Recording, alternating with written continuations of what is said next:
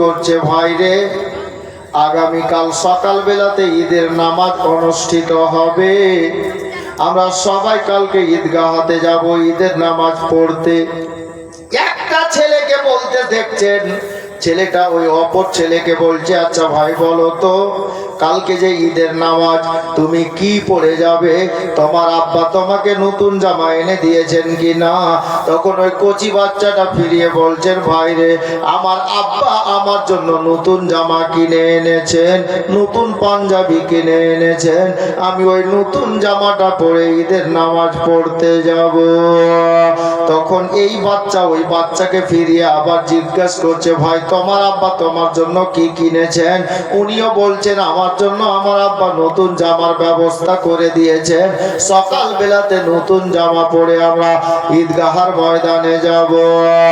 কিন্তু বাবারা, ভাইরা, মা বোনেরা গো, ইমাম হাসান আর হুসেন, মা ফাতেমার দুই বেটা, আমার প্রিয় নবীর দুই নাতি হযরতে হাসনাইন কারিমাইন এই কথাগুলো নিজের কানে বাবা শুনলেন। আর দুই ভাই এক জায়গায় এক সাইডে দাঁড়িয়ে নিজেদের মধ্যে আলোচনা করছেন, আচ্ছা ভাইয়া বলো তো কি বলবো ভাইয়া? বলে, ভাইয়া গো, আমাদের মা আমাদেরকে এখন পর্যন্ত বললেন না যে আমাদের আব্বা আমাদের জন্য নতুন জামার ব্যবস্থা করেছে। ভাইজান, আগামী কালকে সকালে ঈদের নামাজ অনুষ্ঠিত হবে। মদিনার বাচ্চারা নতুন নতুন জামা পরে ঈদগাহাতে যাবে। আমরা দয়ার নবীর নাতি, বিশ্ব নবীর নাতি, জান্নাত রানীর বেটা, শেরে খোদার বেটা, আমরা কি চিরা ফাটা জামা পরে ঈদগাহাতে যাব? আমাদের নতুন জামা কি কেনাকাটা হয় না? এক ভাই বলছে, ভাই রে, যদি নতুন জামা কিনা হতো আমাদের মা এখন পর্যন্ত কেন বললেন না? আরে তাহলে কি আমরা নতুন জামা পরে ঈদগাহাতে যেতে পারবো না? হ্যাঁ, সেই তো। বলে, চল বাড়ি চল, মাকে জিজ্ঞেস কর, আমাদের আব্বা কি আমাদের জন্য নতুন জামা কিনেছেন? চল তাহলে বাড়ি চল। বেরিয়ে গেল। বাড়িতে আসলেন সন্ধ্যার টাইম, সন্ধ্যার পরের ঘটনা। মা ফাতেমার ছেলে দুটি বাড়ির আঙিনাতে দাঁড়িয়ে আম্মাকে ডাক দিল, আম্মা। তো হযরতে আম্মা জান ফাতেমা, হ্যাঁ বেটা বলো। আম্মা, দুটা কথা বলবো। আম্মা ঘর থেকে বেরোলেন। কি হলো লাল? ছেলেদের কাছে গিয়ে দাঁড়ালেন। আমার ইমাম হাসনাইন কারিমাইন বলছেন, আম্মা একটা কথা বলেন তো। কি কথা রে বেটা? বলে, আম্মা গো, কাল সকালে ঈদের নামাজ অনুষ্ঠিত হবে, আমাদের জন্য নতুন জামা কিনা হয়েছে কিনা? আমাদের আব্বা নতুন জামা কিনেছেন কিনা? আমরা কি পরে ঈদগাহার ময়দানে যাব? আমার আম্মা জান ফাতেমা রাদিয়াল্লাহু তাআলা আনহা উনি বলছেন, বেটা রে, হঠাৎ করে জামার কাপড়ের কথা কেন বলতে আরম্ভ করেছো বেটা? ও তখন বাচ্চা বাচ্চা ছেলেরা বলছে, ওগো আম্মা জান, আমরা এই মুহূর্তে ঘরের বাইরে গিয়েছিলাম, মদিনার রাস্তায় নেমেছিলাম, মদিনার কচি কচি বাচ্চারা একে অপরের সঙ্গে কথা বলা বলি করছে, আমরা নিজের কানে শুনলাম তাদের আব্বারা তাদের জন্য নতুন নতুন জামা কাপড় কিনে এনেছেন, আর আমাদের আব্বা এখনো কি কিনেননি গো আম্মা? যদি কিনেছেন তো আপনি আমাদেরকে বলেননি, হয়তো ভুলে গেছেন, আপনি বলেন না মা, আমরা দুই ছেলে আপনার দুই লাল নতুন জামা পরে ঈদগাহাতে যাব কিনা? মা ফাতেমা জান্নাত রানী রাদিয়াল্লাহু তাআলা আনহা ছেলে দুটিকে সিনায় জড়িয়ে ধরে বাবা উনি বলছেন, বেটা রে, তোমাদের আব্বা মাওলা আলী গরিব মানুষ, পকেটে অতটা পয়সা নাই রে, তোমাদের জন্য নতুন জামা এখনো কিনেন না। বাচ্চা বাচ্চা ছেলে বলতে লাগলেন, আম্মা গো, আমরা কি তাহলে নতুন জামা আর পাবো না? আমাদের ওই চিরা ফাটা জামা পরে আপনার কি বলে ময়দানে যেতে হবে। মদিনার বাচ্চারা নতুন নতুন জামা কাপড় পরে যাবে, আমরা নবীর নাতি হয়ে জান্নাত রানীর বেটা হয়ে আমরা পুরাতন জামা কাপড় পরে ঈদগাহাতে যাব। আম্মা আপনি বলেন না এটা কেমন কথা গো আম্মা? উনি বললেন বেটা রে এখন সারা রাত বাকি আছে বেটা, চলো ঘরে যাও, দেখি চেষ্টা চালিয়ে তোমাদের জন্য নতুন জামার ব্যবস্থা করতে পারি কিনা। তখন বাচ্চা বাচ্চা ছেলে দুটি বলতে লাগলেন আম্মা ঠিক আছে জামার ব্যবস্থা হবে কি হবে না পরের কথা, আপনি বলেন তো আমাদের দুই ভাইয়ের জন্য নতুন জামার কাপড়টা কি কিনা হয়েছে? বলেন না। কাপড়ও কিনা হয়নি? বলে না। আম্মা কাপড় কিনা হয়নি তো কাপড় কিনবেন কখন? দর্জিকে দিবেন কখন? কাটবে কখন? সেলাই কখন করবে? সকালে তো ঈদের নামাজ। কথা তো ঠিক। মা ফাতেমা তো যেমন তেমন মেয়ে না, জান্নাত রানী নবী নন্দিনী বিশ্ব নবীর বেটি। জান্নাত রানী নবী নন্দিনী ফাতেমা বললেন বেটা রে আমার আল্লাহ কোরআনে বলেছেন ইন্নাল্লাহা মা'আস সাবিরিন, যারা সবুর করে থাকে আল্লাহ পাক নিশ্চয় সবুরকারীদের সঙ্গে রয়েছেন। চলো তোমরা ঘরে চলো, খাবার খেয়ে নাও, রাত হলো বেটা, আমি তোমার মা চেষ্টা চালিয়ে দেখি তোমাদের জন্য নতুন জামার ব্যবস্থা করতে পারি কিনা। এ বেরাদার, আমার মা ফাতেমা বাড়ির মধ্যে বাচ্চা দুটোকে নিয়ে প্রবেশ করলেন। বাড়িতে যা খাবার ছিল নিজের কোলে করে বসিয়ে নিজের হাতে করে মুখে করে খাইয়ে দিলেন। আর খাইয়ে দেওয়ার পরে দুই বেটাকে সাথে নিয়ে রুমের মধ্যে গেলেন বাবা, আর বিছানা করে দিয়ে দুই বেটাকে বিছানায় ঘুমিয়ে দিলেন। বেটা দুটির মাথার কাছে বসে মা ফাতেমা ছেলেদের মাথায় হাত ফিরাচ্ছেন আর চিন্তা করছেন আল্লাহ আমার এই ছেলে দুটি সকাল বেলাতে যদি নতুন জামা না পায় আর মদিনার ছেলেদের নতুন জামা দেখে যদি কাঁদে আমি মা সইতে পারবো না। আমি মা হয়ে কি করে সইব? চিরা ফাটা জামা পরে ছেলে দুটি যাবে, এটা আমার বরদাস্ত হবে না, সহ্যের বাইরে হয়ে যাবে। কারণ মদিনার বাচ্চাদের নতুন জামা কাপড় দেখে যদি ছেলেদের চোখে পানি আসে আমি মা সইতে পারবো না। মাথায় হাত বুলাতে বুলাতে বাচ্চা দুটিকে ঘুম চলে আসলো বাবা। মা ফাতেমা কি করলেন? বিছানাতে গেলেন না, স্বামীকে প্রেসার দিলেন না। একটু খেয়াল রাখেন মা, সব কথা ভাঙবো না, কারণ জীবনী নইলে এগোবে না। স্বামীকে প্রেসার দিলেন না, স্বামীকে কিছু বললেন না। রাতের বেলাতে আমার জান্নাত রানী ফাতেমা, মদিনার মেয়েরা ঘুমিয়ে পড়েছে বিছানাতে, আর ফাতেমা উজু করে নিয়ে হাতে মশাল্লা নিলেন, জায়নামাজ নিলেন, আর নিয়ে বাবা যেই ঘরে উনি ইবাদত করতেন ওই ঘরে মশাল্লা বিছিয়ে দিলেন। আমার মা ফাতেমা আল্লাহর ইবাদতে দাঁড়িয়ে গেলেন। এ বেরাদার, ইবাদত সমাপ্ত হচ্ছে, নফল আদায় শেষ করে আমার জান্নাত রানী ফাতেমা আল্লাহর কাছে হাত তুলে দোয়া করছেন, আল্লাহ ওগো পরওয়ারদিগার, আমি চাই না যে আমার স্বামীকে আপনি কোটিপতি বানিয়ে দেন, আমি এটা চাই না আমার স্বামীকে গানি করে দেন, আমি এটা চাই না আমার স্বামীর পাঁচতলা বিল্ডিং হয়ে যাক, আপনি যেমন রেখেছেন আল্লাহ এতে আমি ফাতেমা খুব খুশি আছি। আলহামদুলিল্লাহ সুম্মা আলহামদুলিল্লাহ। তবে আল্লাহ গো আপনার দরবারে কিছুর কমি নাই আল্লাহ, আমার স্বামী গরিব মানুষ বলে, পকেটে পয়সা নেই বলে বাচ্চা দুটোর জন্য নতুন জামা কিনতে পারেন নাই, আর বাচ্চা দুটোকে আমি মা হয়ে কথা দিয়েছি আমি চেষ্টা চালিয়ে দেখি বলেছি।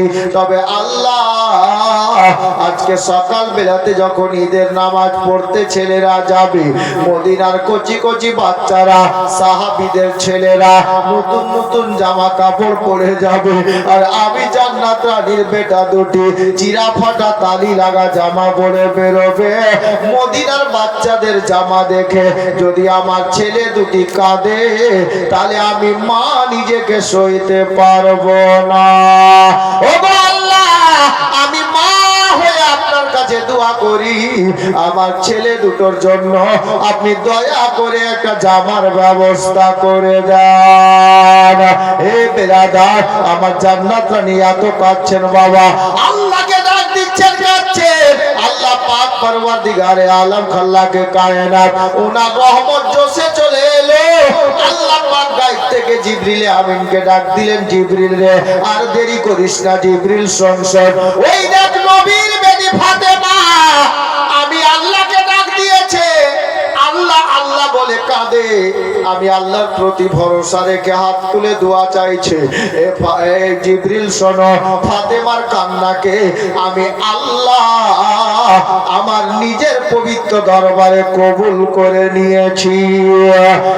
জিবরিল যা জান্নাতের মধ্যে চলে যা, আর জান্নাতের মধ্যে চলে গিয়ে ফাতেমার ছেলে দুটোর জন্য জান্নাতের দুটা জামা নিয়ে নে, আর ফাতেমার বাড়িতে গিয়ে তুই ফাতেমার দরজায় গিয়ে জান্নাত রানী নবী নন্দিনী ফাতেমার হাতে ওই ছেলেদের জামা দুটা জান্নাত থেকে নিয়ে গিয়ে দিয়ে আয়।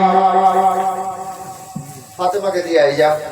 কে বললেন? আল্লাহ। কোন জামা? জান্নাতি জামা। জিবরিল জান্নাতে গেলেন,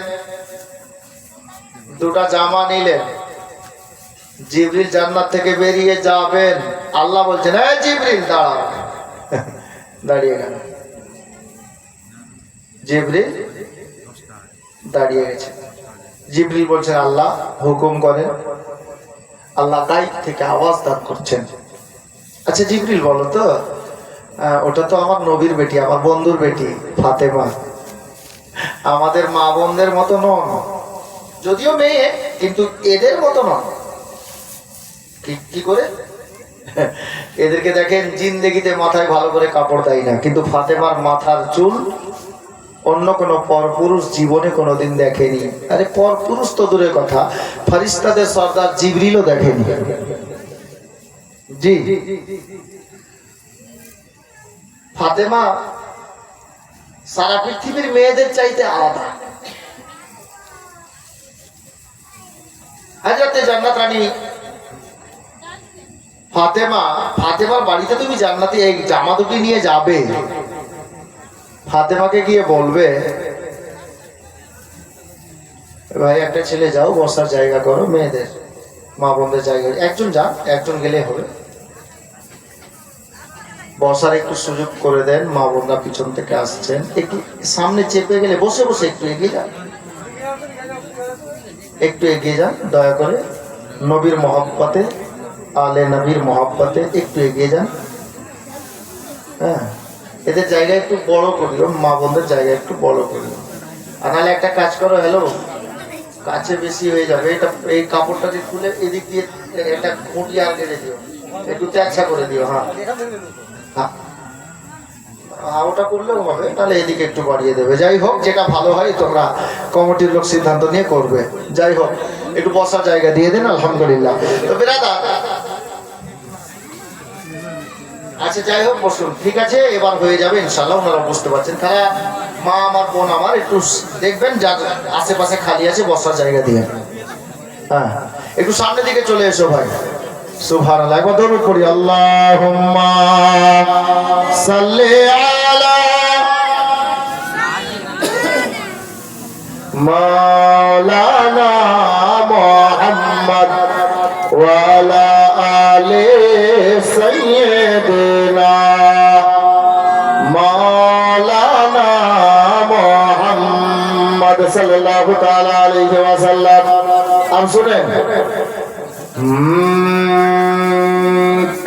এলো ঈদের খুশি হর মুমিনের তরে,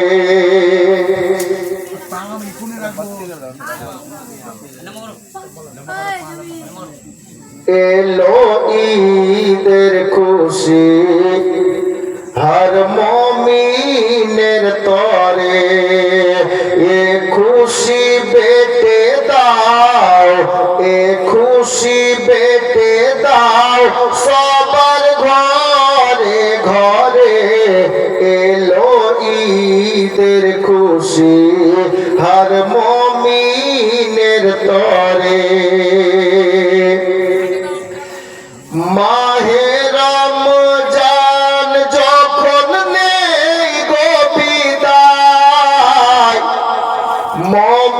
বান্দার তখন বুক ফেটে যায়, আর কি ফিরে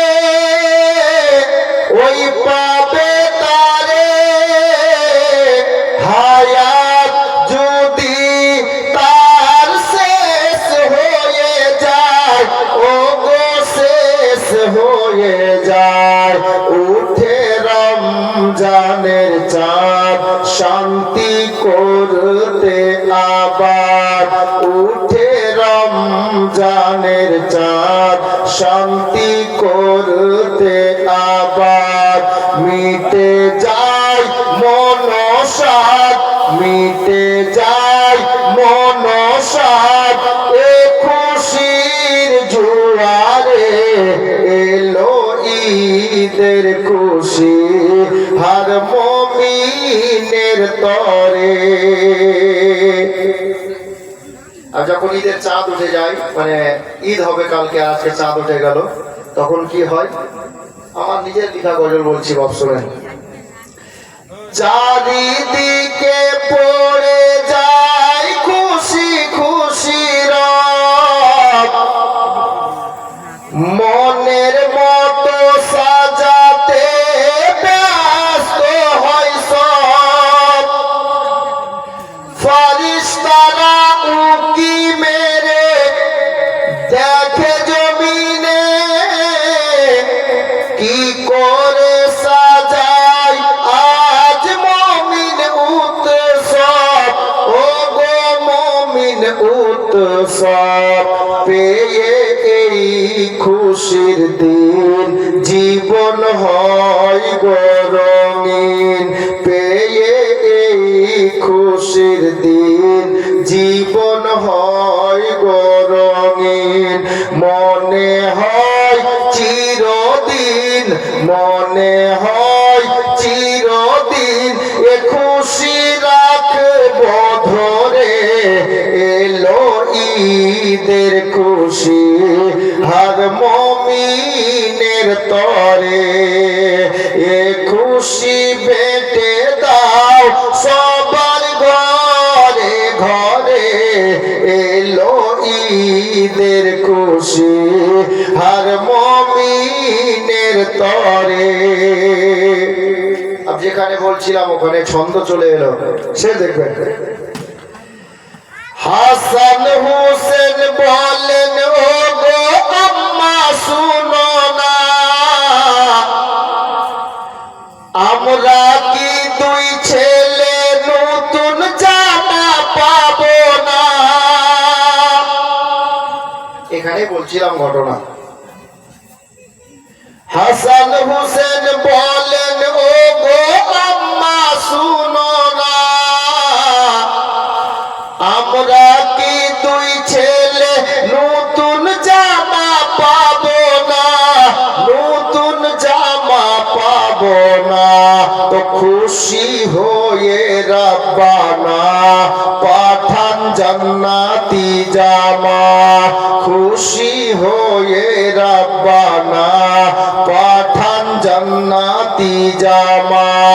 নিয়ে জিবরিলে আমিন, নিয়ে জিবরিলে আমিন এলেন ফাতেমার দারে, এলো ঈদের খুশি হার মুমিনের তরে।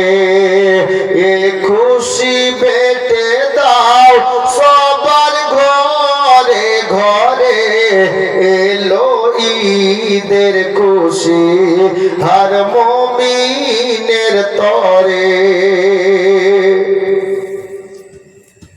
আর দুটা ছন্দ বাকি থাকলে একটু পরে বলছি, জীবনের সেটিং এ আসবে, ভালো লাগবে। ইমাম হাসনাইন করিমের জামা নিয়ে জিবরিল জান্নাত থেকে বেরিয়েছেন, আল্লাহ দাঁড় করিয়েছেন, জিবরিল দাঁড়াও। জিবরিল দাঁড়িয়ে গেছে, এখানে বলছিলাম তাই না? হ্যাঁ, জিবরিল দাঁড়াও, জিবরিল দাঁড়িয়ে গেছে। তো জিবরিল বলছেন, আল্লাহ গো আপনি আমাকে দাঁড়ানোর হুকুম দিলেন, আমি দাঁড়িয়ে গেছি, এবার বলুন আমি কি আর যাবো না? আল্লাহ বলছে যাবি, দাঁড়া।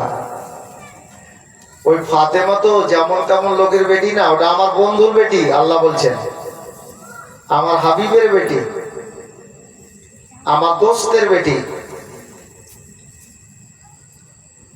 তুই যে যাবি ফাতেমার বাড়িতে আর গিয়ে বলবি যে আমি ফাতেমা, আমি হাসান হোসেনের দুটো জামা এনেছি, তুমি নিয়ে নাও। ফাতেমা কিন্তু এমনি নিবে না। ফাতেমা তোমাকে জিজ্ঞেস করবে তুমি কে আছো। আল্লাহ তো জানেন কি হবে। আল্লাহ বলছেন ফাতেমা তোমাকে জিজ্ঞেস করবে তুমি কে, তুমি কি বলবে? জিবরিল ফেরেশতাদের সর্দার, উনি বলছেন আল্লাহ মাফ করবেন, তা তো আমি জানি না আমি কি বলবো। ওটা কি বলবো আপনি আমাকে বলে দেন, আপনি বলে দেন। আমার আল্লাহ গায়েব থেকে আওয়াজ দান করলেন, জিবরিল শোনো, আমার নবীর বেটি ফাতেমার বাড়ি দরজাতে যাবে, আওয়াজ দিবে, ফাতেমা দরজাতে আসবে, জিজ্ঞেস করবে তুমি কে আছো। তোমাকে বলা লাগবে না আমি ফেরেশতাদের সর্দার আছি, আমার নাম জিবরিলে আমিন আছে, আল্লাহ আমাকে পাঠিয়েছেন। এতগুলো বলা দরকার নাই। নবীর বেটি ফাতেমা যখন বাড়ি দরজাতে আসবে তোমাকে জিজ্ঞেস করবে তুমি কে আছো। এ জিবরিল শোনো রে, তুমি একটাই কথা বলবে, ওগো নবী নন্দিনী, ওগো জান্নাত রানী ফাতেমা, আমি ইমাম হাসান হোসেনের দর্জি এসেছি, আমি দুটা জামা এনেছি, আমি দুটা জামা জোড়া এনেছি ইমাম হাসান হোসেনের জন্য, আল্লাহর ওয়াস্তে এই জামার জোড়া দুটি তুমি নিয়ে নাও। ফাতেমা জিজ্ঞেস করবে, তুমি এইটুকু কথা বলবে যে আমি ইমাম হাসান হোসেনের দর্জি এসেছি, আল্লাহর ওয়াস্তে এই জামার জোড়া দুটি নিয়ে নাও, শুধু এইটুকু বলবে বাস। জিবরিল এলেন, ফাতেমা মুসাল্লা থেকে উঠছেন, দরজায় কেউ আওয়াজ দিচ্ছে। ফাতেমা ভিতর থেকে দরজার মধ্যে আসলেন, দরজার কাছে দাঁড়িয়ে, পর্দা ফেলা আছে, ভিতর থেকে পর্দায় থেকে ফাতেমা বলছেন কে কে আছো আমার বাড়ি দরজায়। উনি বলছেন ফাতেমা দেখো, আমি ইমাম হাসান হোসেনের দর্জি এসেছি। আল্লাহ বলে দিয়েছেন তো এইটুকু বলতে, ইমাম হাসান হোসেনের দর্জি এসেছি, দুটা জোড়া নিয়ে এসেছি, জামা নিয়ে এসেছি, আল্লাহর ওয়াস্তে জামার জোড়া দুটি তুমি নিয়ে নাও। যখন আল্লাহর ওয়াস্তে বললেন, ফাতেমা পর্দার মধ্যে থেকে শুধু হাতখানা বের করলেন, ওই সাইড থেকে জিবরিল জামার জোড়া দুটো দিয়ে চলে গেলেন। হযরতে জিবরিল আমিন চলে গেলেন, মা ফাতেমার জামার জোড়া দুটি ঘরের মধ্যে নিয়ে গিয়ে রাখলেন। আল্লাহর শুকরিয়া আদায় করলেন, আল্লাহ তোমার শুকরিয়া আদায় করে শেষ করা যাবে। সকাল হলো, মা ফাতেমা গোসলখানায় পানি রেডি করে বাচ্চা দুটিকে জাগালেন। চলো বেটা, তাড়াতাড়ি গোসল সারো, আমার দয়ার নবী তোমার নানা যান হয়তো বেরিয়ে গেছেন, উনি আসলে তোমাদের দুই নাতিকে সঙ্গে নিয়ে ঈদের নামাজে যাবেন, ঈদের ময়দানে যাবেন, চলো তাড়াতাড়ি গোসলখানায় গোসলটা সেরে নাও। কচি কচি বাচ্চা বলছে আম্মা নতুন জামার ব্যবস্থা কি হয়েছে? বাচ্চা ছেলে রাত্রে ঘুমিয়েছে, বলে বেটা আলহামদুলিল্লাহ হয়েছে, চলো তোমরা গোসল করো। এদিকে গোসল করা হলো, মাথায় চিরুনি দেওয়া হলো, জামাটা পরাবে কি, এর মধ্যেই আল্লাহর প্রিয় নবী দরজায় এসে হাজির। ফাতেমা, ফাতেমা রে, দাও তোমার দুইটা ছেলেকে আমাকে দাও, আমি দুই নাতিকে সাথে নিয়ে ঈদগাহতে যাব। মা ফাতেমা বললেন ইয়া রাসূলুল্লাহ একটু সময় দেন, আমি ছেলে দুটোকে ঘরে নিয়ে যাব, জামাটা পরিয়ে দিয়ে আপনার সঙ্গী করে দেব, আমাকে এইটুকু সময় দয়া করে দেন। আল্লাহর নবী বললেন ঠিক আছে বেটি যাও। দুইটা ছেলেকে ঘরের মধ্যে নিয়ে গেলেন বাবা, কিন্তু কোনো মতে ছেলে দুটি জামা পরবে না। তার কারণ কি জানেন? জামা দুটি যে জান্নাত থেকে এসেছে, এই জামার রং কিতাবে লেখা আছে দুধের চাইতে বেশি সাদা। কেন পড়বে না? হাসান বলছে মা আমি সাদা রঙের জামা নেব না, হোসেন তুমি পড়ো। উনি বলছেন আম্মা গো আমিও সাদা রঙের জামা নেব না। আচ্ছা বলেন এখন টাইম নেই, কয়েক মিনিট টাইমে আর কোথায় রং চেঞ্জ হবে? দর্জির দোকান থেকে দর্জির দোকানে গেলেও কিন্তু পাওয়া যাবে না। দোকান থেকে কিনে আনবেন, টাইম নেই, কি করবেন? সমস্যা দেখা দিয়েছে, সময় নেই।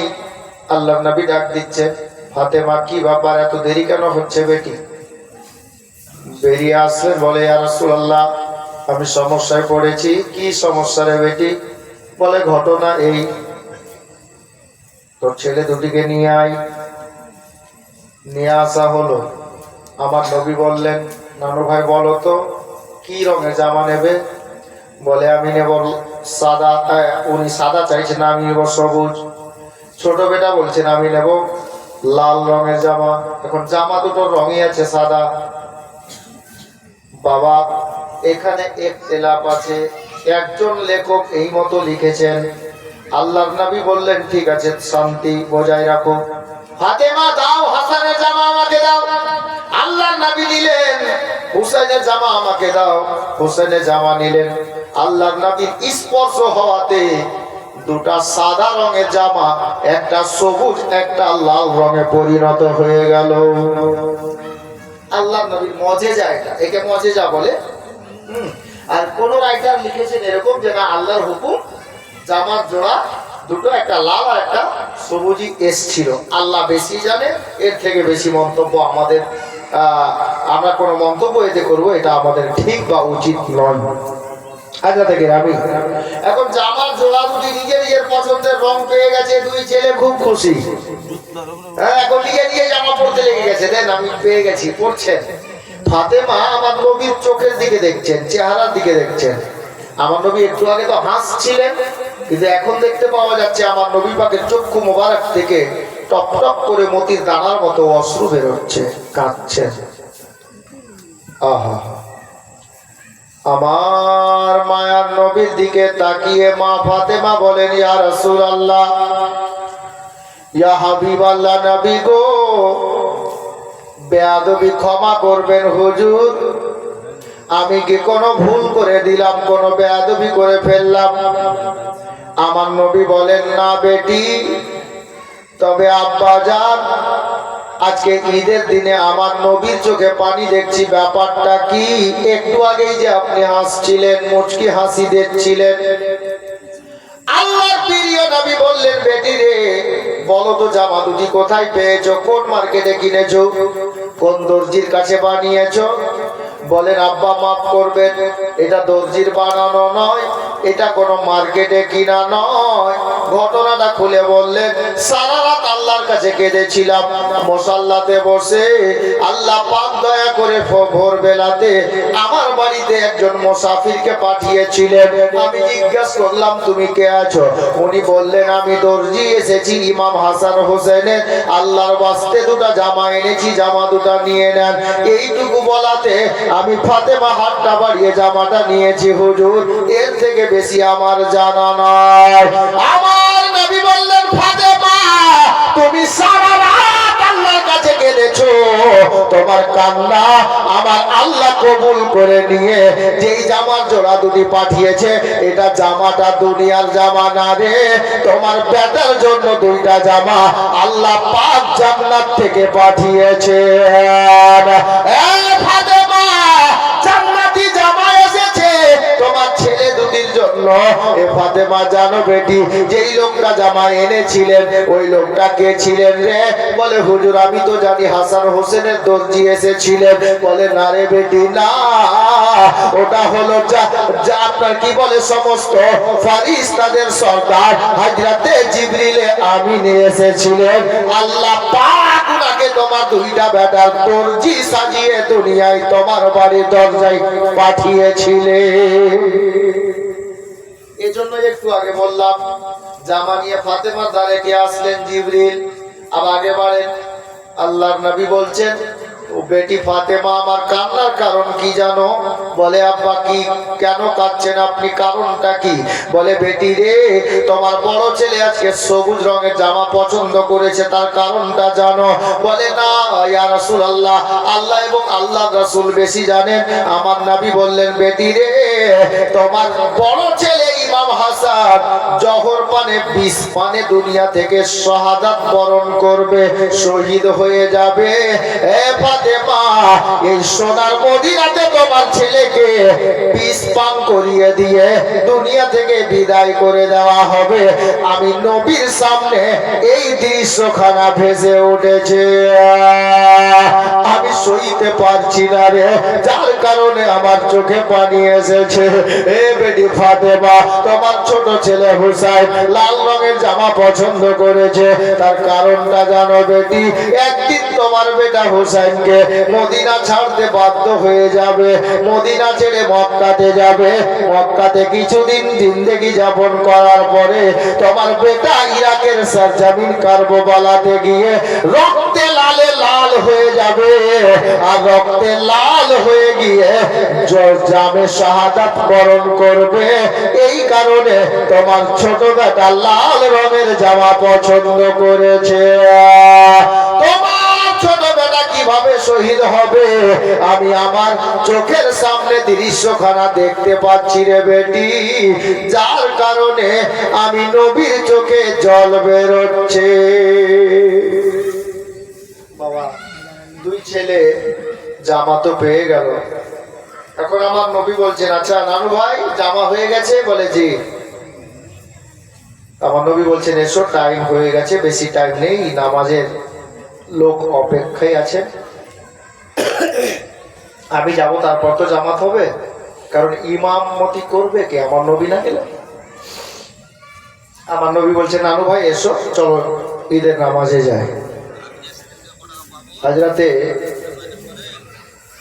ইমাম হাসান হোসেন যদিও ছোট ছেলে, 6-7 বছর বয়স, উনি বলছেন, নানু, নানা যান। হ্যাঁ ভাই বলো। বলে, আপনি বলেন তো আমাদেরকে দুই ভাইকে কেমন লাগছে দেখতে? আচ্ছা, নতুন জামা কাপড় পরে একেবারে মাথায় টুপি দিয়ে যদি আপনি দাঁড়ান, আপনাকে দেখতে কেমন লাগবে? মনে হচ্ছে একদম নতুন বর আছে, লাগবে কিনা? যাকে দুলহা বলে, একদম নতুন জামা কাপড় পরে। আমার নবী নাতিদেরকে খুশি করার জন্য বলছে, নানু ভাই তোমাদের দুই ভাইকে আজকে একেবারে নতুন দুলহার মতো লাগছে। আমার নবী বলছে নতুন দুলহার মতো লাগছে। তো আমার নবীকে ওই দুইটা ছেলে বলছে, নাতি বলছে, হুজুর আমাদেরকে দুলহার মতো লাগছে? বলে হ্যাঁ। তা আমার নবীকে ওই দুটি নাতি বলছেন, ইয়া রাসূলুল্লাহ আমাদেরকে দেখতে দুলহার মতো লাগছে, তাহলে বলেন তো নবী গো, নতুন দুলহা কিভাবে যায়? রাস্তায় হেঁটে যায়? বলে না। তাহলে কিভাবে যায়? বলে নতুন দুলহা যায় যে সাজে, সে হয়তো ঘোড়ার পিঠে বসে যায়, নইলে গাড়িতে যাবে, উঠে যাবে। বর্তমানে নতুন বরকে বাড়ির পাশের বাড়িটাতে যদি বিয়ে হয় তাহলে হাঁটতে দেবে না, কমপক্ষে টোটোতে বসাবে, হচ্ছে কিনা? হ্যাঁ, দুলহা যারা সাজে তাদেরকে গাড়িতে নিয়ে যায়, সসম্মানে সাওয়ারিতে বসাই। আমার নবীকে দুই নাতি বলছেন, ইয়া রাসূলুল্লাহ, ইয়া হাবিবাল্লাহ, নানা যান আপনি বললেন আমাদেরকে দুলহার মতো লাগছে, তাহলে আমরা ঈদগাহার ময়দানে হেঁটে যাব না, আমরা সাওয়ারি চাই, গাড়ি চাই, দুলহা হেঁটে যাই না, গাড়িতে যাই। আমার নবী চিন্তায় পড়ে গেলেন, আল্লাহ এখন গাড়ি কোথায় পাওয়া যাবে, এখন সাওয়ারি কোথায় পাওয়া যাবে, টাইমও শর্ট আছে। আল্লাহর প্রিয় নবী দুই নাতিকে খুশি করার জন্য বেটার বেটাকে ভালোবাসা, মানে পোতাকে ভালোবাসা কার সুন্নত জানা নাই, তবে নিজের বেটির বেটাকে যদি কেউ ভালোবাসতে পারে, নাতিকে ভালোবাসতে পারে, তাহলে আমার দয়ার নবীর সুন্নত উদযাপিত হবে, নবীর সুন্নত আদায় হবে। আমার নবী নাতি দুটিকে খুশি করার জন্য হঠাৎ করে বললেন, বসে গিয়ে বলছেন, আমার নানু ভাই, আমার নওয়াসা, এখন সাওয়ারি তো আনার টাইম নাই রে ভাই, তাহলে আয় আজকে তোর নানা তোদের দুই ভাইয়ের জন্য নিজেই সাওয়ারি হয়ে গেল, মানে গাড়ি হয়ে গেল। এসো ভাই, এক ভাই ডান ঘাড়ে চাপো, অপর ভাই বাম ঘাড়ে চেপে যাও, আজকে তোমাদের নানা তোমাদের জন্য সাওয়ারি হয়ে গেল। নবী সাওয়ারি সেজে গেলেন। সাওয়ারি গাড়িকে বলে। নবী সেজে গেলেন সাওয়ারি। আল্লাহর প্রিয় নবী দাঁড়িয়েছেন, ঈদগাহের দিকে যাবেন। আল্লাহর নবীর নাতি ঘাড়ের উপরে বসে নানাকে বলছেন, ইয়া রাসূলুল্লাহ একটু দাঁড়িয়ে যান। আমার নবী দাঁড়িয়ে গেলেন। কি হলো ভাই? বলে, হুজুর আমরা গাড়ি পেয়েছি কিন্তু হ্যান্ডেল হাতে পাইনি, ঘোড়া পেয়েছি লাগাম পাইনি, তাহলে গাড়ি চালাবো তো চালাবো কি করে? আমার নবীর চুল মোবারক, যাকে চুল মোবারক বলে, এ বাবা হাদিস শরীফে এসেছে 3 প্রকার থাকতো। কখনো ছোট থাকতো, কখনো কানের লুটি পর্যন্ত থাকতো, কখনো ঘাড় পর্যন্ত, যাকে পাগড়ি বলা হয়। 3 টাইপের চুল অনেক সময় আল্লাহর নবী রাখতেন। জি, আল্লাহু আকবার কবিরা। আমার নবী নাতিদেরকে এত ভালোবাসেন, সঙ্গে সঙ্গে 2 সাইডে অল্প অল্প করে চুল মোবারক তুললেন, আর তুলে নিয়ে নাতিদেরকে ধরিয়ে দিলেন। বলে, ভাই রে, এখন এই লাগাম স্বরূপ তোমার নানা তোমাদের 2 ভাইকে এই যে নিজের মাথার চুলটা ধরিয়ে দিলেন। আজকে তোমরা যেমন খুশি তোমরা নিজের গাড়ি চালাও, এটাই তোমাদের জন্য তোমাদের হ্যান্ডেল বা লাগাম হয়ে গেল। বাবা আমি গজলটা পড়তে পড়তে ছেড়েছিলাম, এখন শেষ করছি। 2টা লাইন আছে। কে এলো ঈদের খুশি হর মুমিনের তরে, এ খুশি বেটে দাও, এ খুশি বেটে দাও সবার ঘরে ঘরে, এলো ঈদের খুশি হর মুমিনের তরে।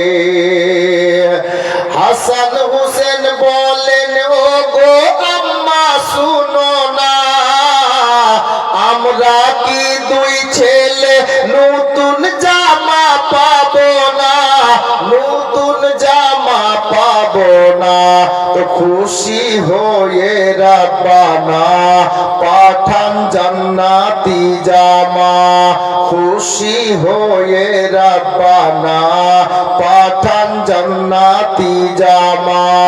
নিয়ে জিবরিলে আমিন এলেন ফাতেমার দারে, এলো ঈদের খুশি হর মুমিনের তরে।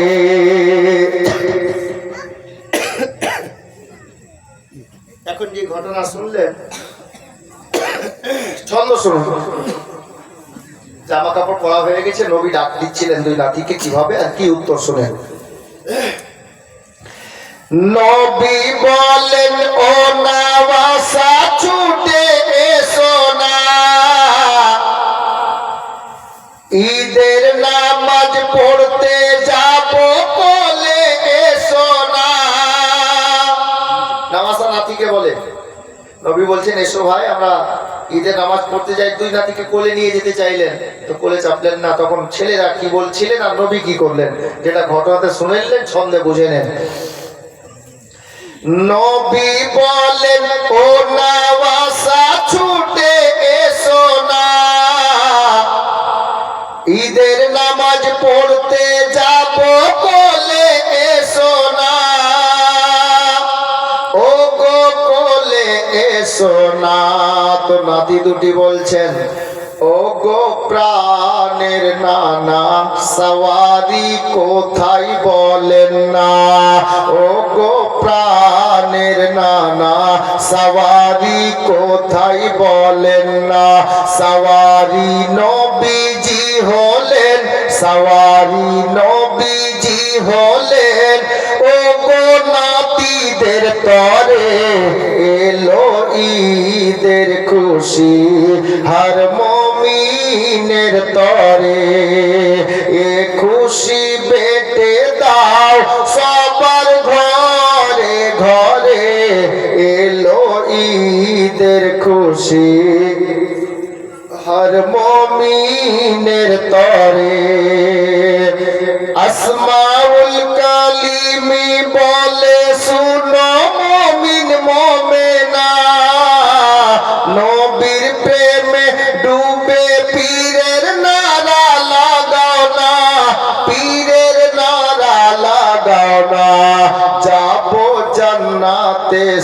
সবাই নবী পাকের ওসিলায় যাব জান্নাতে সবাই নবী পাকের ওসিলায় যাব জান্নাতে মোরা পীরের দামান ধরে এলো ঈদের খুশি হর মুমিনের তরে এ খুশি বেটে দাও সবার ঘরে ঘরে এলো ঈদের খুশি হর মুমিনের তরে। বেরাদার, যাদের জন্য জান্নাত থেকে আল্লাহ জামা পর্যন্ত পাঠিয়েছেন ওনাদের শান ও শওকত কত উঁচু, এটা আপনার আমার বোঝার ক্ষমতার বাইরে। ইমাম হাসনাইন কারিমাইন এর বয়স যখন 7.5 থেকে 8 বছর, দয়ার নবী দুনিয়া থেকে পর্দা করলেন, আমার নবী দুনিয়া থেকে বিদায় নিলেন। ঠিক তার 6 মাস পরে তার মা, তিনাদের মা ফাতেমা জান্নাত রানী দুনিয়া থেকে বিদায়। এতিম হয়ে গেলেন মায়ের কে, আমার নবীর 2 নাতি। 8.5 বছর বয়সে নানাকেও হারিয়ে দিলেন, মাকেও হারিয়ে দিলেন, আব্বার তত্ত্বাবধানে থাকতে লাগলেন। বহুদিন আগে এখানে জীবনীতে বলেছিলাম, সম্ভবত সামনে ওই জায়গায় মাহফিল ছিল, একটু আগে বললাম মা ফাতেমার ছেলে মেয়ে কটি বললাম গো? 6। হ্যাঁ, মনে রাখিয়ে, আমি সেবারও বলেছি, জানি না কার কার মনে আছে। মা ফাতেমার ছেলে মেয়ে 6টি। হযরতে মাওলা আলীর বিয়ে কটি জানেন? বলেছি, ভুলে গেছেন, এটা আমার মনে আছে, এখানে মাহফিলে বলেছিলাম আর কারবালারই জীবনী গিয়েছিলাম। মা ফাতেমা বেঁচে থাকাকালীন হযরতে আলী দ্বিতীয় বিয়ে করেননি।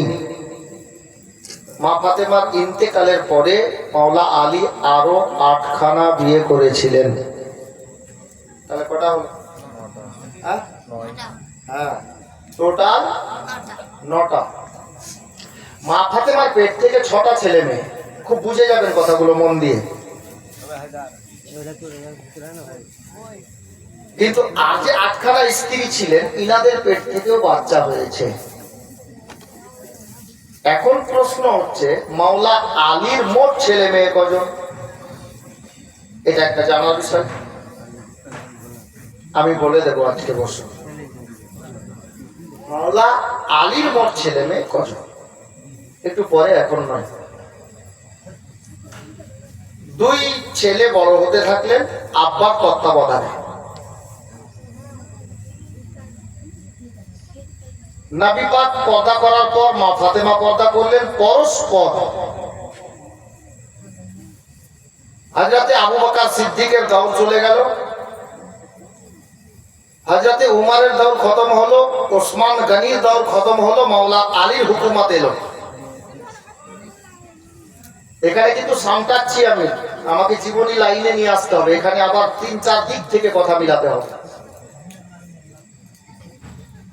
হযরতে মাওলা আলী নিজের বিবি, বাল বাচ্চা, পরিবার বর্গকে নিয়ে কুফাতে থাকছিলেন, কুফা শহরে। আর ইসলামিক হুকুমত ওখান থেকে চালাচ্ছিলেন, বাদশা হয়ে বসেছিলেন। 40 হিজরির ঘটনা। হযরতে মাওলা আলী রাদিয়াল্লাহু তাআলা 40 হিজরিতে রোজার মাসের 19 রোজাতে জখমি হলেন। মানে কুফার এক লোক বাদবাক, যার নাম কিতাবে লেখা আছে ইবনে মুলজিম। ইবনে মুলজিম এই লোকটা ধোকা দিয়ে ভোর বেলাতে কুফার জামে মসজিদের গেটে সেহরির পরে মাওলা আলীকে তালোয়ার বা ভুজালি চালিয়েছিল। ওই তালোয়ার বা ভুজালি গিয়ে মাওলা আলীর হুলকুমে, খাদ্য নালী এটাকে বলছে না, খাদ্য নালী আছে এখানে সবার, এই খাদ্য নালীতে লেগেছিল, জখমি হয়ে গেছিলেন। আর খাওয়া কিছু দিচ্ছিলেন মুখ দিয়ে, তো এই খাদ্য নালী দিয়ে এটা দিয়ে গলা দিয়ে বেরিয়ে যাচ্ছে, যেহেতু ছিদ্র হয়ে গেছিল। দুদিন আর বেঁচে ছিলেন। 21 রমজানে 40 হিজরিতে মাওলা আলী রাদিয়াল্লাহু তাআলা কুফাতে, কুফা শহরে 63 বছর বয়সে জামে শাহাদাত পান করলেন। সবাই পড়ি ইন্না লিল্লাহি ওয়া ইন্না ইলাইহি রাজিউন। মনে রাখবেন, 63 বছর বয়সে মাওলা আলীও ইন্তেকাল করেছেন, শাহাদাত বরণ করেছেন। নাজাফ আশরাফ বলে একটি জায়গা আছে ইরাকে, ওখানে ওনার মাজার আজও আছে। আগে বাড়ছি শুনে, এখানে চট করে একটা কথা শুনে নেন খুব তাড়াতাড়ি, 1 মিনিটের মধ্যে। আল্লাহ নবী সাল্লাল্লাহু তাআলা আলাইহি ওয়াসাল্লাম দুনিয়া থেকে পর্দা করার পর, মা ফাতেমা চলে যাওয়ার পর, সাহাবীদের দৌর ছিল, হুকুমত ইনাদের চলছিল। এহেন অবস্থায় 25 হিজরিতে দামেস্ক শহরে, আমি শুধু এখানে কথা বলি করে বলছি, জীবনী গাইব, ইমাম হাসানের শাহাদাত আজকে বয়ান করবো, কেউ উঠা বসা করিয়েন না, নইলে কারবালা পৌঁছানো যাবে না। আপনারা একটু সাথ দিবেন, আমি বলে দেব। আমার কাশি হচ্ছে, ঠান্ডা লেগে আছে বলে, কেউ মাইন্ড করবেন না। তো বলছিলাম, হযরতে ইমাম হাসনাইন কারিমানিকে আব্বা তত্ত্বাবধানে ছিলেন। আর 25 হিজরিতে দামেস্কে আমিরে মুয়াবিয়া রাদিয়াল্লাহু তাআলা আনহুর আউরুস থেকে ইয়াজিদ ওয়ালিদের জন্ম দামেস্কে হলো। ইয়াজিদের নাম ইয়াজিদ তো সবাই জানে। ইয়াজিদের বাবার নাম আমিরে মুয়াবিয়া, মায়ের নাম কিতাবে লেখা আছে মাইসুন বিনতে নাজদাল কালবি, মানে নাজদাল কালবির মেয়ে মাইসুন। ইয়াজিদের মায়ের নাম মাইসুন। এ নালাইক, দেখতে বদসুরত ছিল, খারাপ চেহারার লোক ছিল। আর শরীয়তে যেগুলো হারাম না জায়েজ, ওগুলোকেও জায়েজ বলতো। যেমন সুদ, ঘুষ, এগুলো হারাম আছে শরীয়তে, ওগুলোকেও জায়েজ বলতো। আরো অনেক কিছু আছে, তারি খাওয়া, মদ খাওয়া, এগুলোকেও জায়েজ বলতো। এক কথায় শরীয়ত বিরোধী কাজ করতো, বাস। এ নালাককে বড় হতে দেনি, বড় হতে থাক। 25 হিজরিতে এর জন্ম। এদিকে চলেন, মাওলা আলী 40 হিজরিতে উনি শাহাদাত বরণ করলেন, ইন্তেকাল করলেন। আচ্ছা বলেন তো, একটা বাড়িতে যদি 2টা বা 4টা ছেলে থাকে, আর তার বাবা যদি ইন্তেকাল করে, ওই বাড়ির মালিক কে হবে? স্বাভাবিক কথা, ছেলে হবে। 4টা ছেলের মধ্যে মালিক বলে কাকে মানবেন? স্বাভাবিক কথা তো, এটা সাধারণ জ্ঞান। 4টা ভাই বা 2টা ভাই আছে, তো বড় ভাই যেটা হবে ওটাই বাড়ির অভিভাবক। হযরতে মাওলা আলী যখন ইন্তেকাল বরণ করলেন, তো ওই সিংহাসনের দায়িত্ব বড় ছেলে ইমাম হাসানের উপরে চলে এলো। দায়িত্বটা উনি নিয়ে নিলেন, চালাতে লাগলেন।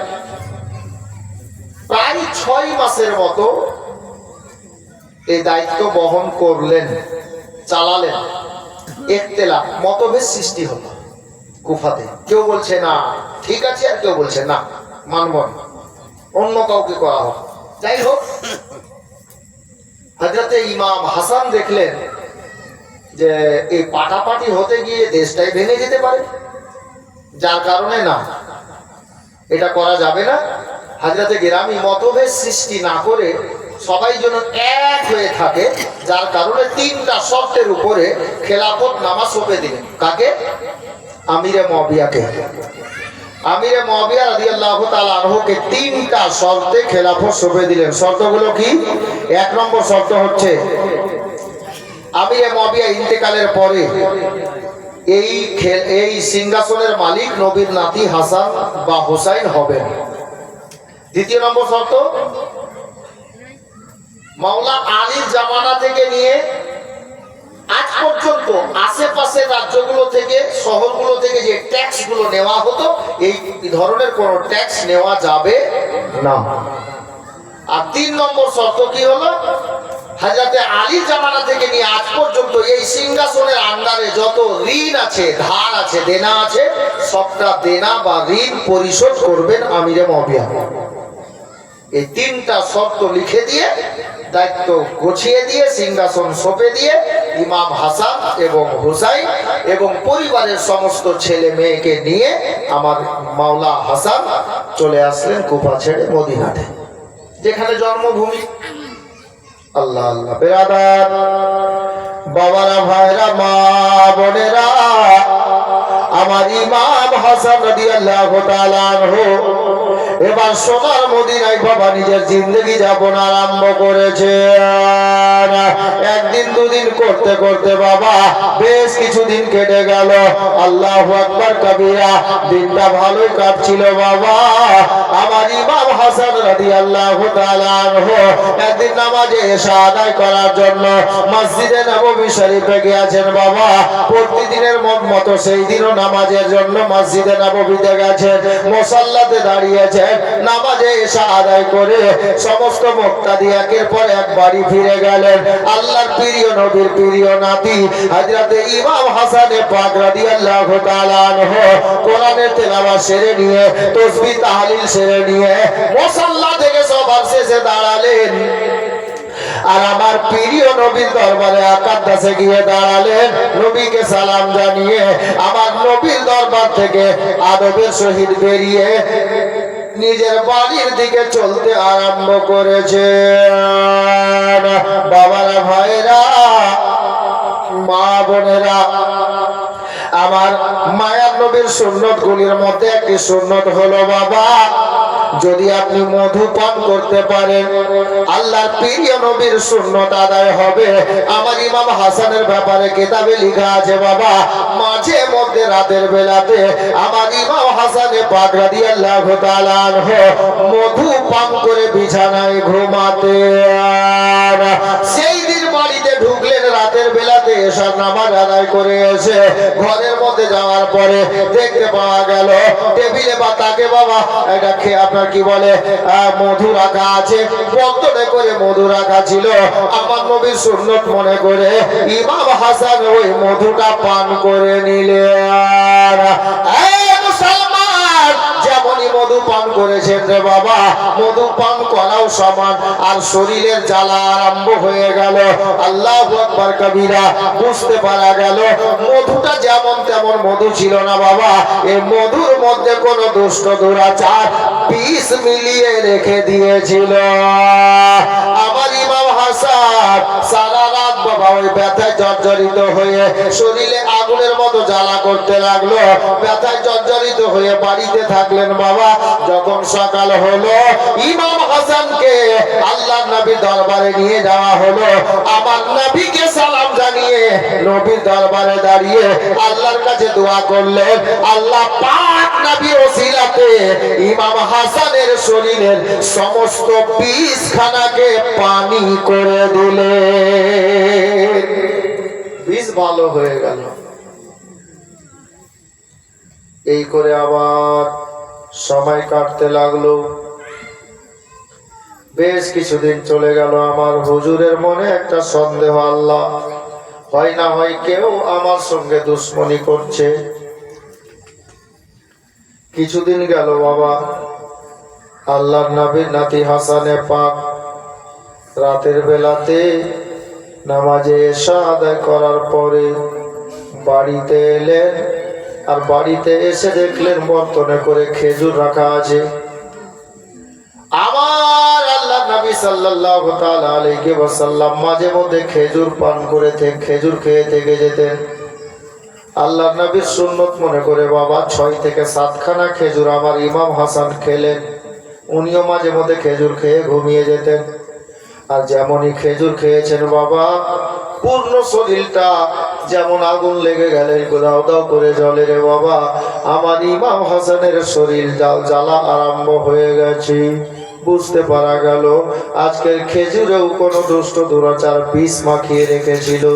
আল্লাহু আকবার কবিরা, কাউকে আর না বলে বাড়ির পাশে অল্প দূরে ভাই হুসাইনের বাড়ি রে বাবা, আমার ইমাম হাসান নিজের বাড়ি থেকে বেরিয়ে গেলেন রাতের বেলাতে। আর ভাইয়ের বাড়ি দরজায় গিয়ে হুসাইন বলে ডাক দিয়েছেন। যেমনই হুসাইন বলে ডাক দেওয়া বাবা, আমার ইমাম হুসাইন দরজা খুলে দিলেন। দাদা, দাদা গো, আমি হুসাইন এখনো জেগে আছি দাদা। কি হলো দাদা? বলে ভিতরে চল ভাই। দরজার ভিতরে বা দাদাকে নিলেন, দরজা বন্ধ করলেন। কি হয়েছে দাদা? বলে ভাই রে, তোর দাদাকে কেউ জান থেকে মারার চেষ্টা করছে রে। আজকে তোর দাদা হাসান কয়েকখানা খেজুর খেয়েছে নানা জানের সুন্নত মনে করি। ভাই হুসাইন রে, সারা শরীর আমার জ্বলে গেল রে, থাকতে পারি না, সহ্যের বাইরে হয়ে গেছে। এ ভাই, ইমাম হুসাইন রাদিয়াল্লাহু তাআলা আনহু নিজের দাদাকে সিনায় জড়িয়ে বাবা নিজের বেডরুমে নিয়ে গেলেন, নিজের ঘরের মধ্যে নিয়ে গেলেন, নিজের বিছানাতে বড় দাদাকে বসালেন বাবা, শুইয়ে দিলেন গো। কখনো মাথার দিকে হাত ফিরাচ্ছেন, কখনো চেহারায় হাত ফিরাচ্ছেন, কখনো সিনাতে হাত ফিরাচ্ছেন, কখনো পায়ের দিকে হাত রাখছেন, কখনো হাতে হাত রেখে মালিশ করছেন আর দাদাকে সান্ত্বনা দিচ্ছেন। আল্লাহু আকবার কবিরা। দাদা ভাইয়ের মোহাব্বত কাকে বলে শিখে নাও ভাই। আমার ইমাম হুসাইন, সারা মদিনার লোক ঘুমিয়ে গেছে বাবা, কিন্তু দাদার সেবাতে সারা রাত ইমাম হুসাইন দাদার পাশে বসে আছি। রাতটা গত হলো, ইমাম হাসানকে আমার হুসাইন ইবনে আলী নিজের ঘাড়ে করে হাত রাখিয়ে পাজিয়ে ধরে বাবা আস্তে আস্তে করে আমার নানা, আমার দয়ার নবী নিজের নানা জানের দরবারে নিয়ে গেলেন। আল্লাহর নবীর দরবারে গিয়ে আমার ইমাম হুসাইন নবী পাকের কদম ধুলি ইমাম হাসানের চেহারাতে সিনাতে লাগালেন বাবা। আল্লাহর কাছে দোয়া করলেন আমার নবীর ওসিলাতে ইমাম হাসানের শরীরের বিষখানা আবারও ভালো হয়ে গেল, আবারও বিষগুলো পানি হয়ে গেল। হুজুর আরাম পেলেন। বাবারা, একটা কেতাবে লেখা আছে, একবার নয় দুইবার নয়, আমার ইমাম হাসানকে গুনতি করে 5 বার বিষ দেওয়া হলো। কখনো খাবার সঙ্গে, কখনো খেজুরের সঙ্গে, কখনো আপনার কি বলে মধুর সঙ্গে মিশিয়ে, এই মতো করে বাবা গুনতি করে 5 বার বিষ দেওয়া হলো। বলুন তো বাবা, আপনাকে আমাকে, আমাদের মধ্যে কাউকে যদি এরকম বিষ দেওয়া হয় বাবা, আপনার মনটা কি করবে? আপনার মনটা কি বলবে? নিশ্চয় কেউ আমাকে জান থেকে মারার চেষ্টা চালাচ্ছে, স্পষ্ট বুঝতে পারা যাচ্ছে। এ বাবারা, আমার ইমাম হাসান কাউকে তো বলতেও পারছেন না রে বাবা, নিজে বুঝতে পারছেন এটাই আল্লাহ গো, আমাকে কেউ জান থেকে মারার চেষ্টা চালাচ্ছে। হুজুর অসুস্থ হয়ে গেলেন, আর চলাফেরা ভালো করেন না বাবা, মনের গতি ভালো নাই। আল্লাহু আকবার কবিরা। একদিন আমার ইমাম হাসান রাতের বেলায় বিছানায় ঘুমিয়েছিলেন বাবা, গভীর রাতে ঘুমিয়ে আছেন। ইমাম হাসান একটা স্বপ্ন দেখলেন, স্বপ্ন থেকে জাগলেন, রাতটা গভীর ছিল, বিছানাতে না ঘুমিয়ে সারা রাত জেগে জেগে থাকলেন বাবা। যেমন সকাল হয়েছে, নিজের বেটা ইমামে কাসিমকে ডাক দিলেন, রে কাসিম। হযরতে কাসিম লাব্বাইক আব্বাজান, প্রেজেন্ট আব্বাজান বলে আব্বার সামনে এসে হাজির হয়ে গেলেন। আব্বা কিছু বলবেন গো? বলে বেটা কাসিম রে, আমার পরিবারের সমস্ত লোকজনকে ডেকে আন, আমি তোমার আব্বা কিছু কথা বলবো। সবাইকে ডাকতে গেলেন ইমাম কাসিম, নিজের আম্মা, চাচি আম্মা, ফুফু আম্মা, আল্লাহু আকবার কবিরা, চাচা জানকে, চাচতো ভাইকে, সবাইকে ডাকলেন। আমার ইমাম হাসান বলছেন, বেটা কাসিম রে, একটা কাজ কর বেটা, পাশেই তোর চাচা হুসাইনের বাড়ি, একটু যা রে বেটা, তোর চাচা হুসাইনকে একটু ডেকে দে, আমার জানের প্রিয় ভাইকে একটু ডেকে দে রে, আমি সবাইকে নিয়ে দুটা কথা বলবো আজকে। চাচা জানের কাছে গেলেন ইমাম কাসিম রাদিয়াল্লাহু তাআলা আনহু। আল্লাহু আকবার কবিরা। চাচাকে ডেকে আনলেন বাবা। আমার ইমাম হাসানের ইমাম হুসাইন চলে আসলেন। ওগো দাদা জান, আপনি ডেকেছেন? বলে হ্যাঁ ভাই ডেকেছি। কিছু বলবেন দাদা? বলে বলার জন্য ডেকেছি ভাই। দেখো তো পরিবারের সবাই এসেছে কিনা? সবাই চলে এসছে। উম্মের অভাব যায় না। আপনার কি বলে হযরতে সাইয়েদনা কাসিমের মা হযরতে সাইয়েদনা আব্বাস আলমবারদার পরিবারের যত লোক আছে সবাই চলে এসছে। হ্যাঁ সবাই চলে এসছে। হুজুর বলেন আপনি কি বলতে ডেকেছেন? আল্লাহু আকবার কবিরা। ইমাম হাসান বলছেন, ভাই রে, আজকে আমি একটা স্বপ্ন দেখেছি, ওই স্বপ্নখানা বলার জন্য তোমাদেরকে ডেকেছি। দাদা গো এমন কি স্বপ্ন দেখেছেন? ইমাম হাসান বললেন, এই আমার পরিবার বর্গের লোকেরা, আজকে রাতের বেলায় বিছানায় ঘুমিয়েছিলাম আর স্বপ্নের মাধ্যমে দেখলাম আমার কপালের উপরে আমার পেশানিতে সূরা ইখলাসের প্রথম নম্বর আয়াত কুল হুয়াল্লাহু আহাদ, এই আয়াতে কারিমা খানা পেশানিতে লেখা দেখেছি। এটাই আমার স্বপ্ন, এই বলার জন্য তোমাদেরকে ডেকেছি। বাবারা, ভাইয়েরা, মা বোনেরা গো, সবাই খুশি হলেন। হুজুর একটা ভালো স্বপ্ন দেখেছেন। কোরআনের আয়াত লেখা আছে, সূরা ইখলাসের প্রথম নম্বর আয়াত লেখা আছে। আমি কালকে স্বপ্নের কথা বলেছিলাম মা বোনদেরকে, স্বপ্ন দেখবেন কাউকে বলবেন না, যাকে বলে অর্থ পাওয়া যাবে, মানে পাওয়া যাবে, তাকে স্বপ্নটা শোনাবেন, অন্য কাউকে শোনানোর দরকার নেই। ছেলেদের ক্ষেত্রেও সেটাই কাজ হবে। বাবারা গো, ইমাম হাসান এই স্বপ্ন দেখেছেন, সবাই তো খুশি হলো। কিন্তু মদিনাতে একটা লোক ছিল যার নাম কিতাবে লেখা আছে সাঈদ ইবনে মুসাইয়িব। এই লোকটা কেমন লোক ছিল জানেন? এই লোকটা স্বপ্নের মানে বলতে পারত। আপনি কি স্বপ্ন দেখেছেন তার অর্থ কি হবে বলতে পারতেন। পরক্ষণে ইমাম হাসানকে সঙ্গে করে নিয়ে বাবা মদিনাতে লোকটার কাছে যাওয়া হলো। বাড়ির পরিবারের দু চারটা লোক গেছেন ইমাম হাসানকে নিয়ে, আর বলছেন গিয়ে, ওগো স্বপ্নের তাবির করনেওয়ালা, স্বপ্নের মানে বলনেওয়ালা, স্বপ্নের অর্থ বের করনেওয়ালা, একটু বলেন তো গো, আমাদের হুজুর আজকে এই স্বপ্ন দেখেছে, এর মানেটা কি হতে পারে, এর অর্থ কি হতে পারে? আল্লাহু আকবার কবীরা, আল্লাহু আকবার, আল্লাহু আকবার। ইমাম হাসানকে স্বপ্নের মানে বের করনেওয়ালা বলছেন, ওগো নবীর নাতি, ওগো মা ফাতেমার বেটা, আপনি কি সত্যি এই স্বপ্নটা দেখেছেন? হ্যাঁ, আমি সত্যি এই স্বপ্নটা দেখেছি। উনি বলতে লাগলেন, ওগো নবীর নাতি হাসানে পাক, যদি আপনার স্বপ্ন সত্যি হয় তাহলে স্বপ্নের মানেটা বড় ভালো না, স্বপ্নের অর্থ ভালো নয়। ইমাম হাসান বললেন, কি আছে রে সাঈদ ইবনে মুসাইয়িব, বল কি স্বপ্নের মানে আছে? উনি বলতে লাগলেন, হুজুর মাফ করবেন, আপনার স্বপ্ন যেটা দেখেছেন স্বপ্নের মানে এটাই বুঝতে পারা যাচ্ছে যে আপনার জিন্দেগি আর মাত্র কয়েকটা দিন দুনিয়াতে বাকি আছে। কয়েক দিনের মধ্যে আপনি দুনিয়া ছেড়ে কবরে চলে যাবে,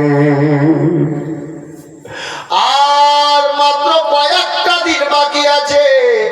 কয়েক দিনের মধ্যে দুনিয়া ছেড়ে কবরে চলে যেতে হবে।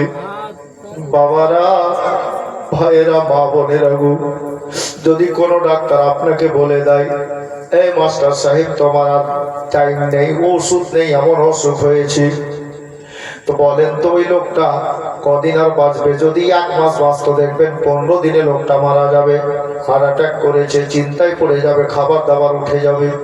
বাবারা গো, মা বোনেরা গো, আবার ইমাম হাসানকে ডাইরেক্ট বলে দিলেন, হুজুর আপনার মাত্র কয়েকটা দিন বেঁচে আছে দুনিয়াতে, কয়েকটা দিনের মধ্যে আপনি ইন্তেকাল করে যাবেন। এই বেরাদার, হুজুরের টেনশন আরো বেড়ে গেল। কিসের টেনশন বাড়লো? বাবা আপনিও বলতে পারেন কিসের টেনশন বাড়লো? আরে মরার ভয়ে নয়, টেনশন এটা বাড়লো কিসের জানেন? টেনশন বাড়লো, আল্লাহ গো, সোনার মদিনাতে আবার জন্ম, সোনার মদিনাতে জান্নাত আছে, সোনার মদিনাতে নবীর রওজা আছে।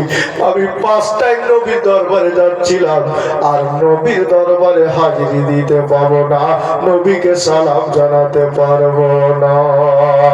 এই মদিনা ছেড়ে কবরে চলে যেতে হবে। 24 ঘন্টা যেই মদিনাতে রহমতের বৃষ্টি বর্ষণ হয়, এর সোনার মদিনাতে আর আমি থাকতে পাবো না। মায়ের কবরের কাছে যাওয়া হবে না, কোরআনের তেলাওয়াত আর পারবো না। এ বেরাদার, বাবারা, ভাইয়েরা, আবার হুসাইন ইমাম হাসানের দিলে 5 রকম কথা গাইতে লাগলো। মনটা খারাপ, দানা পানিও ছুটে গেল।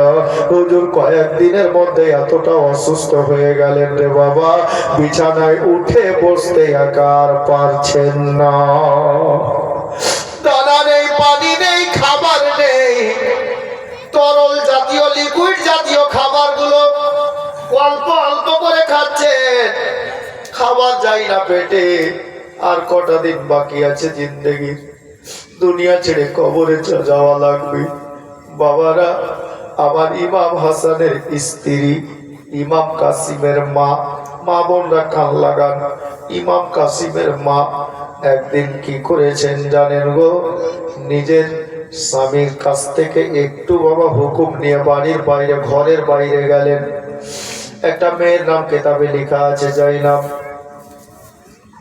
জাইনাব মেয়েটাকে ডাকলেন, ওকে রেডি করালেন, ওয়াদা করালেন। উনি রেডি হয়ে গেলেন, ওয়াদা করে নিলেন। পরক্ষণে সন্ধ্যার পরে ইমাম হাসানের কাছে গেলেন। কে? ইমাম হাসানের বিবি, স্ত্রী। ইমাম হাসানকে গিয়ে বলছেন, হুজুর কি হলো রে কাসিমের মা? বলে, হুজুর মাফ করবেন বেয়াদবি যদি হয়। কি হলো বলবি তো রে বিবি? বলে, হুজুর গো, আজকে আমি আপনার স্ত্রী আপনার কাছে রাতে থাকবো না, আমি আজকে রাতের ছুটি চাইছিলাম হুজুর। মা বোনেরা শুনেন, কান লাগান। অনেক মেয়ে আছে স্বামীর কথা শুনে না, স্বামীকে খবর নাই, মেয়েটা মালদা গেছে শপিং করতে, স্বামী জানেই না। একটু খেয়াল করেন, আমি গাল দিচ্ছি না, বুঝাচ্ছি। ইমাম হাসানের বিবি বলছেন, হুজুর আজকে রাতে আপনার কাছে থাকবো না, আমাকে ছুটি যদি দেন তো বড় ভালো হয়, যদি ছুটি দেন তাহলে ভালো হয়। ইমাম হাসান বলছেন, বিবি কোথায় যাবি? মায়ের বাড়ি যাবি নাকি? বলে, না হুজুর, মায়ের বাড়ি যাওয়ার জন্য নয়, শপিং করতে বলে তাও নয়, বাজার করতে বলে তাও নয়, মার্কেটিং করতে তাও নয়, বান্ধবীর সঙ্গে দেখা করতে যাবি বলে তাও নয়, আত্মীয়র বাড়ি ঘুরতে যাবি বলে তাও নয়। তাহলে কোথায় যাবি রে বিবি? বলে, হুজুর গো, আমি মায়ের বাড়ি যাব না, বান্ধবীর সঙ্গে দেখা করতে যাব না, শপিং এর দরকার নেই, মার্কেটিং এর প্রয়োজন নাই, আমি আত্মীয়র বাড়ি যাব না, আমি রাতের বেলাতে যাব আমার মায়ার নবীর রওজা শরীফে, আমার দয়াল নবীর রওজা শরীফে যাব হুজুর। আমার ইমাম হাসান বললেন, বিবি রে, ঠিক আছে তুই হুজুরের দরবারে যাবি, আমার নানা জানের রওজাতে যাবি, একটা কথা বলতো বিবি, দিনে গেলেও তো পারতিস, রাতে কেন যাবি? অনেক বড় প্রশ্ন এটা, মা শুনেন বোন, দিনে গেলেও তো পারতিস, রাতে কেন যাবি? ইমাম হাসানের বিবি বলেন, হুজুর গো, এটা আমার কিসমত, নবী বংশের বৌমা হতে পেরেছি, আমি শাশুড়ি হিসাবে জান্নাত রানী ফাতেমাকে পেয়েছি, শ্বশুর আব্বা হিসাবে শেরে খোদা আলীকে পেয়েছি, নানা জান হিসাবে দয়ার নবীকে পেয়েছি, নানি জান হিসাবে মা খাদিজাকে পেয়েছি, আম্মা জান আয়েশাকে পেয়েছি। হুজুর গো, আমরা নবী বংশের বৌমা, আমাদের চেহারা দুনিয়ার কোন পর পুরুষ দেখেনি, এই জন্য দিনের বেলায় যাব না, যদি কেউ দেখে ফেলে এটা ঠিক হবে না, যার কারণে রাতের বেলাতে যাব। এ মা বোনেরা অন্তরের কান লাগিয়ে শুনেন, আমার ইমাম হাসান বলছেন, বিবি ঠিক আছে তুই রাতের বেলাতে যাবি, তোকে যাওয়ার অনুমতি আমি দিচ্ছি, তবে আমি জানতে পারি কিরে বিবি, তুই আমার নবীর দরবারে রাতের বেলাতে কি কাজের জন্য যাবি? হুজুর যখন কারণ জিজ্ঞাসা করলেন, তাহলে শুনেন, আমি রাতের বেলা আপনার কাছে থাকবো না হুজুর। কেন রে বিবি? বলে, সারা রাত নবীর দরবারে গিয়ে বসবো, আমার নবীর কদম মোবারকের দিকে বসে বসে আমি সারা রাত আল্লাহর কাছে কান্না করব, আল্লাহ গো, আমার স্বামীকে আপনি ভালো করে দেন, আমার স্বামীকে সুস্থতা করে দেন, আমি আল্লাহর কাছে সারা রাত নিজের স্বামীর জন্য কাঁদব। বাবারা, ইমাম হাসান বললেন ঠিক আছে তোমাকে ছুটি তো দেব, কিন্তু তুমি তো জানো রে কাসিমের মা, আমি একা বিছানা থেকে উঠে বসতে পারি না রে বিবি। আমার রাতের বেলাতে যদি কোনো দরকার পড়ে যায়, একটু পানি পান করব, কে পানি দেবে আমাকে, কে বিছানা থেকে তুলে বসাবে? আমার ইমাম কাসিমের মা বললেন হুজুর আপনাকে তা নিয়ে চিন্তা করতে হবে না, আমি পূর্বেই ব্যবস্থা করে নিয়েছি, পূর্বে ব্যবস্থা করে নিয়েছি। কি ব্যবস্থা করেছিস? বলে জাইনাব আপনার মাথার কাছে বসবে, জাইনাব ওয়াদা করেছে আমি যতক্ষণ না ফিরে আসব জাইনাব আপনার মাথার কাছ থেকে সরবে না, আর জাইনাব এক চুল পরিমাণে ঘুমাবে না। ইমাম কাসিমের আব্বা বললেন বিবি ঠিক আছে, তুমি যখন এতটা ব্যবস্থা করেছো তো যাও, আমি নির্দেশ দিলাম তুমি যাও, যেতে পারো। রাত হলো, এসব নামাজের পর যখন মানুষ নামাজ পড়ে বাড়ি চলে আসে, তারপর ইমাম কাসিমের মা কি করলেন, একটা মাটির কলসে করে পানি আনলেন। সন্ধ্যাবেলা পানি এনে ঘরের মধ্যে কোনায় রেখে দিয়েছেন। জাইনাবকে ডাকলেন রাতে, আর একটা সুতির পাতলা কাপড় দিয়ে ওই মাটির কলসটার মুখ বেঁধে দিলেন, গিট মেরে দিলেন, মানে কি গিরহা বলে, গিট মেরে দিলেন। আর হুজুরকে বললেন হুজুর আমি যাচ্ছি। আর জাইনাব মেয়েটাকে ইমাম কাসিমের মা বললেন জাইনাব রে দেখ, ওয়াদাতে কায়েম থাকিস, হুজুরকে একা রেখে খবরদার কোথাও যাবি না। আর হ্যাঁ, হুজুর যদি রাতের বেলা পানি চাই তাহলে তোমাকে পানি আনতে কোথাও যেতে হবে না, ওই দেখ ঘরের মধ্যে যে মাটির কলসটা আছে না, ওই মাটির কলস ভর্তি করে পানি আমি এনে রেখেছি, হুজুর যদি পানি চাই তাহলে এখান থেকে ঢেলে হুজুরকে পান করিয়ে দিবি। ঠিক আছে যা। আল্লাহ,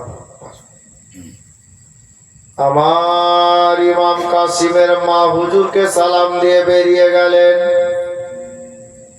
চুপি চুপি পর্দার শহীদ হযরতে ইমাম কাসিমের মা আমার দয়ার নবীর রওজা মোবারকে হাজির হয়ে গেলেন। নবীকে সালাম দিলেন, নবী দরবারে বসে কাঁদছেন, একটাই দোয়া করছেন, আল্লাহ আল্লাহ আমার স্বামীকে আপনি সুস্থতা দান করেন, ভালো করে দেন, এটাই দোয়া। আল্লাহু আকবার কবীরা। এইদিকে ইমাম হাসান রাদিয়াল্লাহু তাআলা আনহু উনি অসুস্থ অবস্থায় বিছানায় পড়েছিলেন। বাবা বিছানায় উঠে বসা শক্তি অতটুকু নেই, এতটা অসুস্থ হয়ে গেছে। আমার ইমাম হাসানের চোখটা লেগেছিল, ঘুমন্ত অবস্থায় বিছানায় ছিলেন। বাবা জাইনাব মেয়েটা মাথার কাছে বসে আছে, রাতটা শেষ হয়ে এসেছে, ভোরের রেখা বেরিয়ে গেছে। আল্লাহু আকবার কবীরা। এহেন অবস্থাতে ইমাম হাসানের মাথা থেকে চলে গেছে, কাসিমের মা রুমে নাই। কাসিমের মা বলে ইমাম হাসান ডাক দিলেন, রে কাসিমের মা। যেমনই ডাক দিয়েছেন কাসিমের মা বলে জাইনাব মাথার কাছ থেকে বললেন, ওগো হুজুর কাসিমের মা ঘরের মধ্যে নেই, আমি জাইনাব বসে আছি, আপনি বলুন কি দরকার আছে। হযরতে ইমাম হাসান বললেন, জাইনাব আমি তো ভুলে গিয়েছিলাম রে যে কাসিমের মা আমার ঘরে নাই, তবে জাইনাব একটা কাজ কর রে, আমার গলা বড় শুকিয়ে গেছে, হুলকুমটা শুকিয়ে গেছে, বড় তৃষ্ণা পেয়েছি, জাইনাব আমাকে এক পিয়ালা পানি এনে দাও। হে বাবারা ভাইরা মা বোনেরা গো, জাইনাব হাতে পানির বর্তন নিলেন, বলে গেছেন কাসিমের মা ঘরের মধ্যে পানির আপনার কি বলে কলস রাখা আছে। এই মেয়েটা পানির কলসের কাছে গেলেন, পানির কলসে হাত দিতে যাবেন, এই মেয়েটার মাথার মধ্যে ব্রেন কাজ করলো।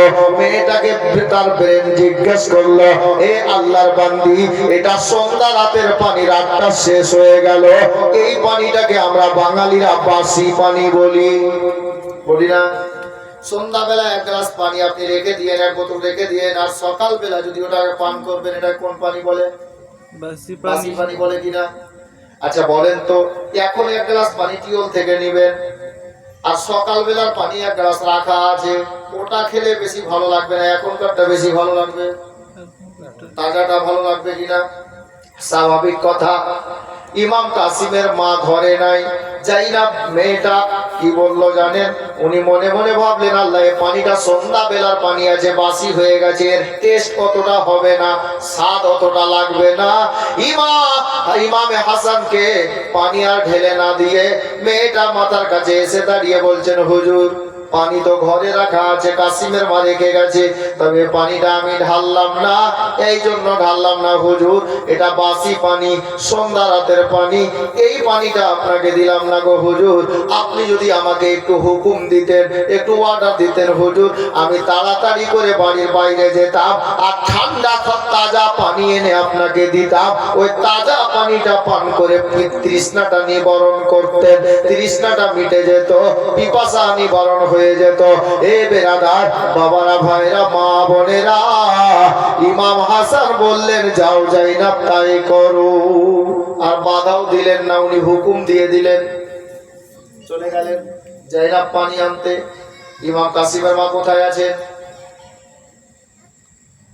একটু কেউ বলেন, হ্যাঁ একটু কথা বলিয়েন। আমি এটা এই জন্য জিজ্ঞাসা করছি যে শুনছেন, মনে রাখছেন কি রাখছেন না?